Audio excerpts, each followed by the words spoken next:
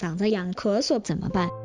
有时候可能会感到嗓子痒，或者有点沙沙的，有点干咳，这种情况下可能是有点慢性的咽喉炎，或者是上火所导致的。在这里给大家分享一下嗓子痒咳嗽怎么办的解决办法。嗓子痒咳嗽的原因：一、咽痒咳嗽是慢性咽炎的一种症状，为慢性反复感染所引起的弥漫性咽部病变，其主要的病变特征是咽部的黏膜发炎。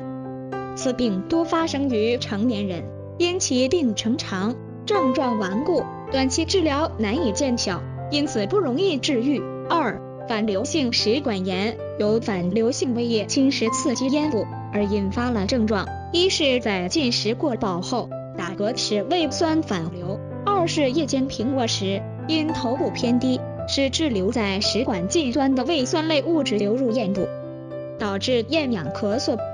如果除了咳嗽还伴有泛酸、嗳气或胸骨后烧灼感等，且这些症状越重，咽喉部症状也随之加剧的话，就很可能是反流性咽喉炎。嗓子痒咳嗽怎么办？如果是由于上火，比如多吃了榴莲、荔枝或者其他容易上火的东西，引起喉咙难受咳嗽，那么多吃一些降火的东西，比如绿豆汤、西瓜、梨子等，而且要配合着多喝白开水，准备一些抗大海和金银花，最好再配一些山楂片和冰糖，然后煮一壶茶，感觉泡的没有煮的好喝，等凉了之后当茶喝，一天喝3-4杯，可以上下午随自己调配时间，也不要多喝。喝蜂蜜对咽喉效果也非常好，尤其是喝纯的蜂蜜，就是不要加水，有些蘸稠的那种蜂蜜，要一勺含在嘴里，然后慢慢的咽下去，